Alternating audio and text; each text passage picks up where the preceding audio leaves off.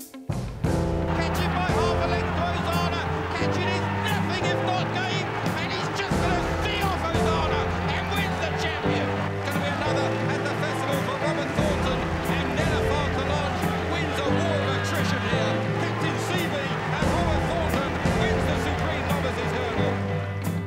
And you had the 3-timer after the 4-timer as well. Yeah. With 2, well, we'll catch it, and then 2 novice hurdlers. It was the day, first race, first day, Captain CB. Yeah, I mean, like I said, if you could have a winner in one of those early races, it made things, I don't know whether easy is the right term, but easier, it took the pressure off. So Captain CB... he was the lesser fancied of the 2 JP runners. He was the lesser fancied of the 2 JP runners, but I think a lot of that depended on what AP rode, because I can remember declarations time for the Supreme. I didn't have a ride in the race, and Dave Roberts, my agent, who was obviously wonder agent, he's fantastic at not manipulating but sorting things out for you. He said to me that if AP rides Captain CB, you'll ride binocular. If he rides binocular, you won't ride Captain CB. Was the original statement from Dave Roberts, and I obviously had a bit of a whinge and a moan in a good way. Why won't it work the other way? And he paused. He said, "Leave it with me." And he rang me back in 10 minutes, and he said, "Right, whichever one AP doesn't ride, you'll ride." And I was fortunate enough that it was Captain CB. Was it quite a late? It was all, if I remember, it was all a bit up in the air which AP was going to ride. Yeah, completely. Yeah, I mean, it was quite rightly, because he's retained rider. It was his choice.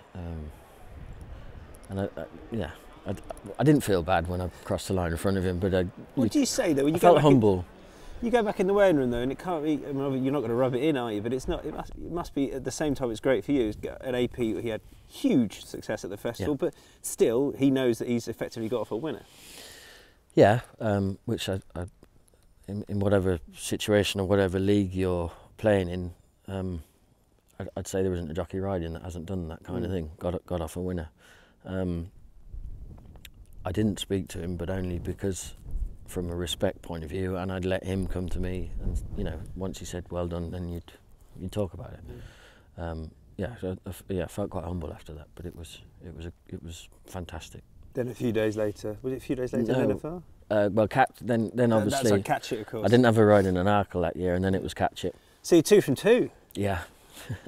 Easy game. Yeah, easy game, exactly. And then the Wednesday was actually called off, and I can remember doing the morning line on Channel 4, but all I was worried about was the Wednesday was called off. Could I get to Huntingdon in time to go and ride for Alan there? And ended up going to ride 2 winners at Huntingdon for Alan, coming back, then riding on the Thursday, Friday, 2 8-card race days with full books of rides, and NENUPHAR Collonges popped up in the Albert Bartlett.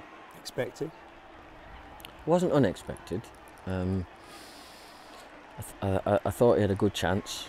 Yeah, you obviously approached it with this can win, this will win, and that's what happened. It's always, I think that race is as a fan, you always see it never the easiest to, not that any of them are, but it's a tricky one, because it can be such a sapper, such a stamina sack, and suit. Was he an experienced horse coming into? Yeah, he was inexperienced. He was experienced. Yeah. He was actually, when we got him, I think, don't quote me on this, he'd won over fences in France, but he hadn't won over hurdles. And the previous season we campaigned him over fences and he won a couple. And then that particular year we came back to the novice hurdle, and I think that's right. And yeah, he was obviously a decent rated chaser, and almost a man in the boys' world at that stage. He was running against novices. It was easy for him. I remember coming down to the last, and I think it was this, that, and the other did us a favour. Sam Thomas had given him a flick with the stick, and he darted off left, and it just suddenly opened up for me. And my lad sprouted wings and got first run on them and was away.